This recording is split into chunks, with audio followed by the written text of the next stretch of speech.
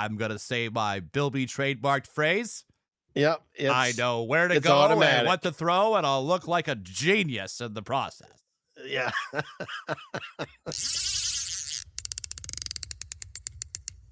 Time for the Angler Within podcast with Roy Bilby.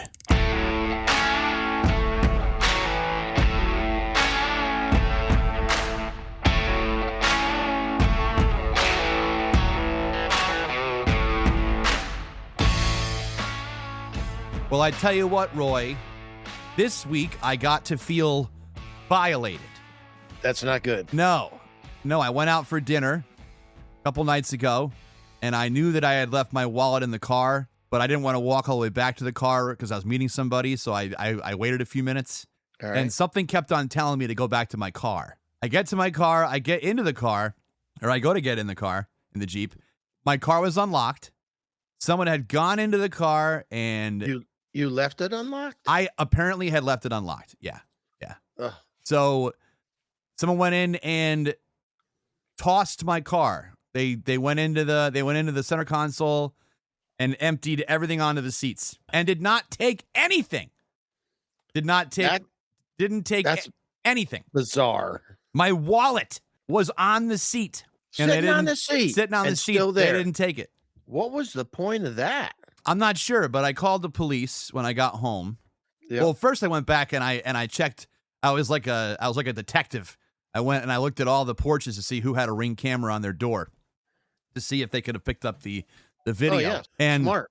the door that was closest to the car, not only did nobody answer, their Ring was dead. The batteries were dead in the Ring doorbell. So they wouldn't have picked it up anyway. Okay. And then across the street at the other house, they were foreign of I think she spoke Spanish, but she spoke very, very broken English. We had to use a translator app on there, but Okay, it so- took 10 So that's rough. took 10 minutes for them to answer the door because they were afraid that I was there to cause trouble. They didn't want to answer. Right. And so right. once she came out and I explained it to her into her translator app, she loosened up and was more willing to help me out. But it was just funny. But no, nothing was found on the camera because there wasn't enough motion by the car to set it off. It was motion detected camera or a motion activated camera. And then I called the police when I got home, told them that nothing was stolen. Do I still have to report it? And they said, just be happy that nothing was stolen because there's a rash of these going around town right now. A rash of car break-ins happening right now. Where people are breaking in, throwing stuff around and not taking anything? Oh, no, they take things all the time. It's just my particular car. They might have been scared away by something. Somebody might have called them out. Who knows? I have no idea. Or drove by or something, or pulled into the parking lot. It was on the road. I was parked on a side street. It wasn't in the parking lot. It was on a Holy side cow. street. Then somebody drove by or something. Yep. If that's happening, they're stealing stuff. You got really lucky. I had a DeWalt impact drill and a box of bits in the back seat, and nobody touched it. Just laying on the back seat. They could have turned that. I would imagine you could probably trade that in for a couple of crack rocks, I suppose. I don't know. You know what I mean? Plus your wallet laying right on the Yeah. seat in plain view. Gee. Yeah, you dodged a bullet. That would have been the third time, not the second, but the third time in my life that my car had been robbed. So that would have Holy been cow. terrible. Yeah. Yep. We've only had a vehicle broken into once, and they took the knobs off the radio. That's it. Well, they It needed was- them for theirs. Yeah. That was it. We lost our radio knobs. Did you ever take the cigarette lighter when you were a kid and burn and like brand holes into the upholstery? No. I did. Yeah. Why? I thought it was cool. I watched my sister do it once and put it back in, and then I did it like a million times, and my dad went ballistic. Gee, I wonder why. This is cool. You push the little button, it goes bink, and it pops out, Yeah. and And it's ready to brand. ready to go. I could totally see you doing that as a kid. Anyway, we digress. Welcome back to the Angler Within podcast with Roy Bilby. Thank you for listening. And we're still in the heat of, well, heat is not a good word. We are still in the chills of the ice fishing season. I was out last week, 2 different days, Wednesday and Friday. Now, Wednesday, we went after perch. in one of our favorite lakes. But the wintertime, it can be stingy. This is why I am such a fan of using a watercraft, a boat, kayak, whatever you have, because it makes your mobility and your accessibility it expands it exponentially. And casting angles, you name it, you have the upper hand. Now with ice fishing, you've got the mobility and the accessibility, but you're fishing vertically. So if you're going to cover water, you better have a lot of gas in your auger or a lot of batteries in your battery pack bag, because you're going to be you're going to be Swiss cheesing that lake. That's what we used to call it. We used to leave the ice with 250 holes. We covered water. And that's the way we search for the fish in the winter. Sometimes you land right on them. Not always the case. And we were looking for the perch on the south end of this lake, which the north end gets hit and hammered by everybody. Accessibility is a little bit tougher on the south end, but we know where to go. We know where there's permission to access it, but it's not common knowledge. So most people, accessibility is wide open on the north end. You were so close to saying, we know where to go and what to throw. You almost said that just now. You were dying to do it. I'm going to say my Bilby trademarked phrase.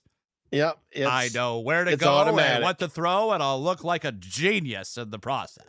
Yeah. If you study it, that can happen, as our listeners know. Well, we covered the south end of this lake, and my buddy had already been there one day, and he caught just a few. So we wanted to expand on that, and we did, but it was a long day. There were not a lot of bites, and again, I have an older Aquaview camera. It's like 30 years old. 35. He had the same camera, but it quit on him years ago. So he recently purchased one of the brand new Aquaviews. And all those years ago, I paid $300 for it, which 35 years ago, that was a good chunk of change. And it was a brand new product. He paid $325 for his. And it's more compact. It's in color. I mean, mine, the resolution on it, the clarity is so sharp. It's so good, but it's black and white. His has that same resolution, but it's in full color. You can see the green or the brown in the grass and the weeds. The camera that goes down is smaller, so it's less obtrusive. We were having fish come right up to it. Plus, it comes with a tripod that you can set over the hole and a little remote so you can rotate the camera. And he just rotates it until he finds his jig, and then he watches the fish come in and eat the jig. It's the wildest thing. It's like reality TV for live scope, because there's no guessing. You see exactly what it is, and you watch them open their mouth and swallow that jig. It's crazy. There were a couple that came in and just kind of nosed up to it, and he held it perfectly still and they wouldn't take it. So he gave it just the slightest twitch, and all you saw was their mouth open and the jig was gone. I said, he's got it. And he lifted. I said, you didn't feel that, did you? He said, no, I didn't. But I saw it, but I never felt it. So it makes us wonder, how many times when we're ice fishing do we have a jig down there that a fish takes in and then just rejects it, and we don't ever even know he was there. Now, I've tried using braid on the ice because it's more sensitive, but some of the lures don't hang right with it. I prefer using either fluorocarbon or Berkeley Trilene ice line is what I mostly use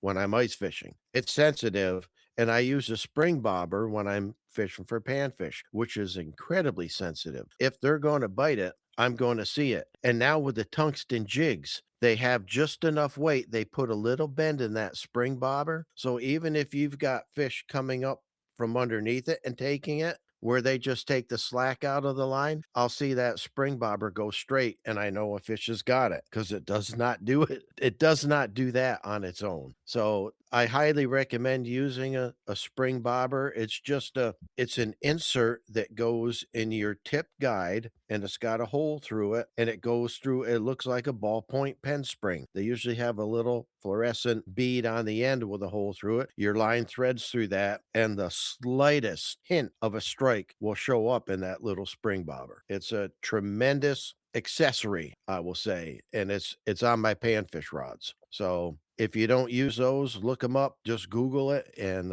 they're inexpensive. You can get them pretty much anywhere. I'm sure Walmart has them. You can find them online. Bass Pro has them. Cabela's has them. Everybody's got them. It's a tremendous accessory which will help you detect those super, super light bites, which we often get in the wintertime. So the day that we were out after the perch, it was just a tough bite. What these perch do, the whole north end, the whole southern end, they're big, expansive flats, and there's a lot of grass on the north end. It's everywhere. But on the south end, there's a lot of clear, silty bottom, and there's patches of grass. But we have a lot of those marked. We know where they are, and that's where these perch, they like to roam and cruise those grass beds for the Daphnia, the grass shrimp. That's what they feed on in the wintertime, among other things. So we're on this big expansive flat, and what these perch do is they roam around, and we've learned to just sit tight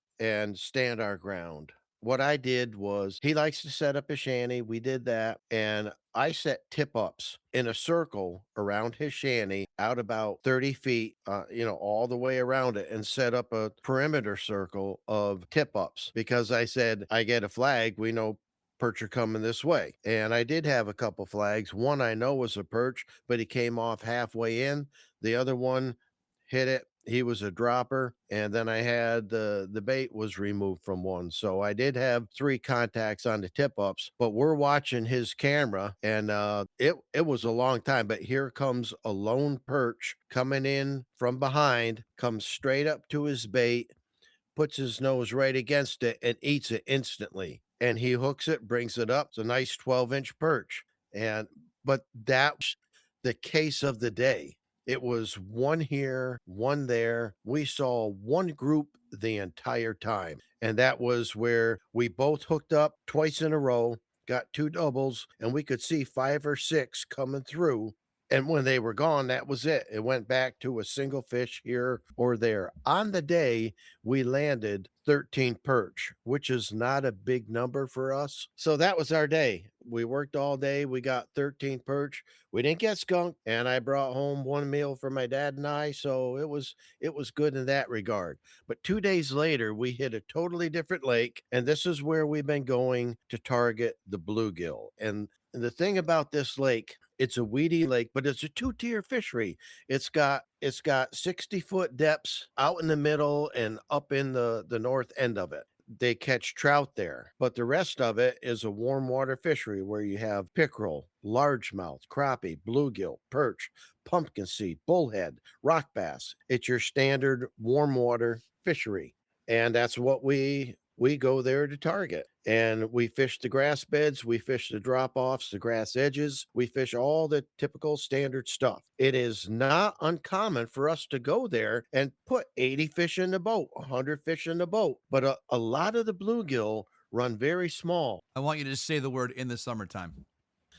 So when we're fishing there, in the summertime, we catch a lot. I mean, a lot of short bluegill that we just put back. And here and there, we catch one of those palm-sized gills, which is what we're after. And there's big, I mean, slammer crappie in there, but sometimes you have to cull through a lot of smaller ones. So, but there are good quality panfish in this lake. The thing is, we have tried ice fishing it the past couple years, and it is slim pickings. These fish are so skittish. We went there last winter when my son came out with his Garmin live scope system for ice fishing. We got there on a Saturday because that's when he's available, and I wanted to take him to this lake and check it out with his live scope setup, which we did. And we're fishing the spots that typically fish hang out. As a general rule, in the spring and fall they're in certain areas, and in summer and winter they're in other areas. But summer and winter, they kind of coincide with each other, as do spring and fall. So, and this just comes from studying it for so many years. So we're fishing in the winter where we typically catch those 80 to 100 fish in the summer. We just don't get the numbers that we expect to get. But we noticed that we got there on a Saturday. They were having a derby on the lake that day. It was loaded with people, but we could see on his live scope, our area was devoid of fish, but we can see the grass. They should be here. But as people walked towards us from either direction, clouds of fish would swim through ahead of these people. They could hear them walking on the ice, and the fish were just spooky.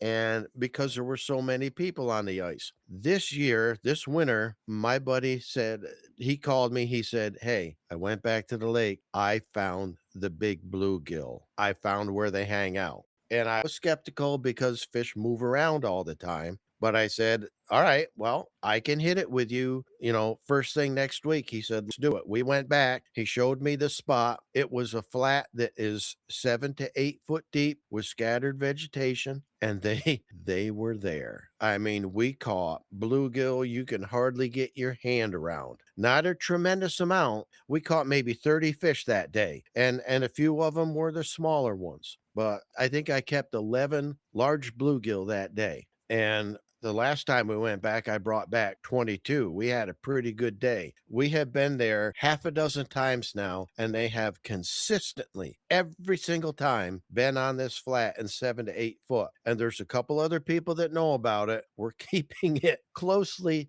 guarded. We're wearing it real close to the vest, but the same people are there each time, and they know about it. They know that we know about it, and there's respect there. And they'll tell us what they're catching. We'll tell them what we're catching. And they have been there consistently. I give him credit. He found them, and they have been hanging there. It's just a wonderful little flat. And I believe that we're going to be able to redo that, replicate that success year after year now, because that's apparently what those large bluegill in this body of water do in the winter. And it's for one reason only, because that's where their food source is. So again, if you like catching palm-sized bluegill like I do, and you can't find them in the winter, and most people search deep, I would offer the suggestion of, if you know where there's a grassy flat that is not deep. I mean, this is only 7 to 8 foot deep, and they are there consistently. And if you get off that flat, if you get out deeper, like 10, 11 foot, no man's land. You're not catching them. You're not even getting a bite. You've got to be in that 7 to 8 foot deep. It's the coolest thing. So thrilled that he found that, thrilled that he unlocked the mystery that we've been trying to solve the last couple of years, but he did. And it has been scary consistent. So that's how good it's been. How often do you get people not being cooperative and not wanting to tell you what they've been catching when you ask them that question? Quite often. But I will say this, ice fishermen are the most social of all the fishermen that are out there. Why do you think that is? Because everyone's walking around? I would guess, and everybody's like, here's somebody else crazy enough to be out here. And that's the thing. If you're fishing that same lake, any lake, you see guys in a boat on a spot you want to hit, and you come up in your boat and they don't know you, you get the stink eye. They're like, it's like without saying a word, they're looking at you, and they're thinking, get out of here. We got this spot. Go find your own fish. And that happens on any lake USA, Yeah. day in and day out in the Yeah. summer. Oh, yeah. But not with ice fishing. People are walking around. If they're not getting bit, they're walking around. They're talking to everybody else. It's the most social fishing platform I've ever seen. And it's always been that way. Do people get territorial over where you're putting your holes? It depends on the person and on the lake. Some people will say, "Hey, we're catching them. Fish with us. We got holes all over the place. Use our holes." But you always ask. We cut our own. I mean, we do our own thing. But I've had people, we'll have 30 holes cut because we've been searching for fish. I've had people walk up that I don't even know, not say a word, and just fish in our holes. And I'm looking at my buddy going, "Are you seeing this?" He's like, "Yeah, do you know those people?" I'm like, "No, never seen them before." But they just walked up and started fishing our holes. And in that scenario, we will walk over there and say, "How you doing? Do you mind cutting your own hole someplace else? We're working this grid here and we're coming back to these holes. We'd appreciate if you didn't fish our spot, fish our holes." So, but most of the time, I've only had that happen twice on 2 occasions where people just walked up and started fishing our holes, which is bizarre because I mean, all the years I've been doing this, I've been ice fishing It'd be probably 55 years. it'd be kind of funny to go up behind people's like shanties and just start drilling holes. Yeah, yeah. Though they'd hear it and they'd come out. Well, you got all this lake here, right? But I wanna go here. Right, because you're on my spot. I'll tell you what, I've got to give a shout out to Eskimo brand. They make ice fishing equipment, ice fishing sleds, ice fishing apparel, like many other companies. My son is a big fan of Eskimo. I am as well. It's a family thing, but for years and years and years, I used a set of bibs and a heavy jacket that I actually got from Sportsman's Guide, and it was so warm. I called it the furnace, but it had no flotation built into it. And as I said earlier this year, I was excited about this ice fishing season because I got brand new gear. I got the Eskimo roughneck bibs and jacket. I mean, like all the high quality apparel, it's pricey. You're going to spend 450 to 500 bucks for a good heavy duty thermal suit for ice fishing. The one I got from Sportsman's Guide, 80 bucks for the bibs, 80 bucks for the jacket. And they're great, but they do not have the flotation built in like the Eskimo suit does. The Eskimo suit, I do not call the furnace. I call it the Inferno. You know what? You could probably wear a t-shirt under it and still be toasty, but this suit, it keeps me so warm, yet it breathes. You're warm, you're toasty, you're comfortable, you're not sweating, you're just as comfortable as can be. That Friday that we fished last week, I wore that suit. It was my break-in day for it because the wind chills, the temperature was not supposed to get out of like the low teens, like 12, 13 degrees was the high for the day. And in that suit, I was as comfortable as I could possibly be. And I did have my flip shelter. Half the time I used it closed, half the time I used it open. And my flip shelter is an Eskimo Wide One series thermal. It's insulated. There is no way, JD, no way possible I could ever use a heater inside that thing. So I was, in that picture we have up for this episode, yes. you don't have it all the way closed. I'm taking. It looks like you're sitting in like it looks like you're in a parade and they're carrying you on a chair with a big thing behind you On a float. Yeah. Yeah. No, what that is, that's my flip shelter with the shelter itself, the canopy, if Does you it will, flip closed? folded straight up behind me as a windbreak. There was a wind chill that day. We're supposed to have winds 10 to 20 miles an hour with gusts to 30. So I just had it up as a windbreak blocking the wind behind me. But it'll close all the way, right? It was half open. Will it close all the way Oh yeah. and seal you in? Yep. You take that canopy and that picture that's behind me and you just pull it down in front of you. Why don't you just pull it all the way down to begin with? Why'd you have to have it up during a windstorm? Because it was very sunny that day and it was getting rather warm inside there with in that suit with no heat. I had my jacket wide open, my gloves off, and I'm like, this is getting too warm. So I flipped it open. Plus that way, my buddy was just sitting on a stool with his back to the wind. His jacket's all white from the snow we had. He likes to sit out in the open. And I always did that. But this year I've really enjoyed the option of sitting in the open or closing that thing up if it gets really windy and here comes the driving snow again. But here's the thing. I decided to go finally with a flip shelter this year because of its mobility. And while we were searching that flat, we have to search it every time to find these bluegill. But once we find them, we're locked down on them and they keep biting in fits and spurts. I mean, you catch 2 or 3, then it'll be quiet for a a while. Then you catch 2 or 3 real quick again, and it's quiet for a while. And then they're moving around too. But this is the area that they're using in the winter, and it's been so consistent.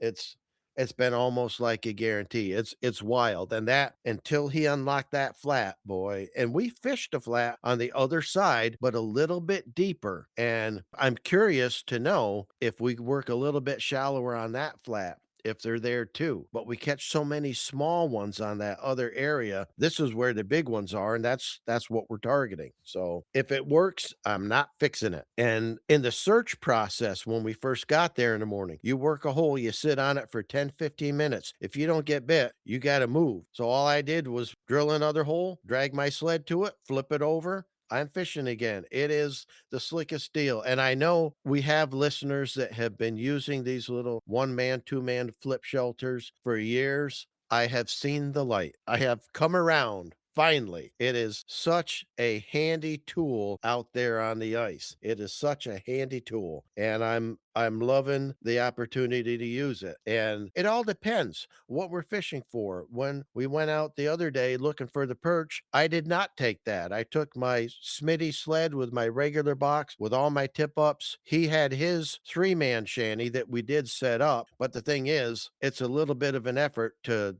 tear that down and move it. It's not like a flip shelter where you just slide it to the next spot and flip it back over again. It is the deal. And I wish I'd bought it sooner, but I certainly appreciate having it this winter, and I've been enjoying it, and we have been putting a lot of fish on the ice. So that's what I have been up to. And you can see in that picture for this post, those bluegill, you could hardly get your hand around them. And the fillets that come off of them are so clean and so thick, and they are tasty. So that's what I got for this week, JD. I will continue to be out there on the ice, but in just 3 more weeks, I will be at the Spring Fishing Classic at all my stores and talking open water. It's coming. Love it. Are you with me? I'm with you.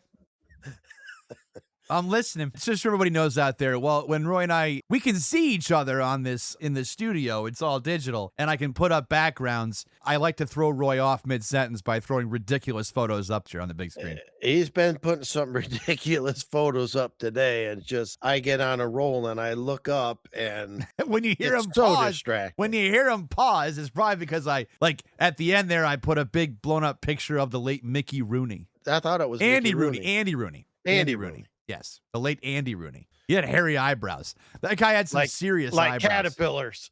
He That's a did. distraction. He did.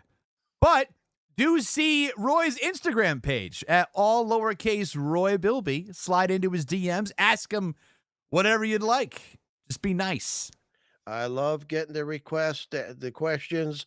I answer every single one. I'm glad you guys are listening. And don't forget to check out Bass Pro Shops Cabela's during the month of March during their Spring Fishing Classic.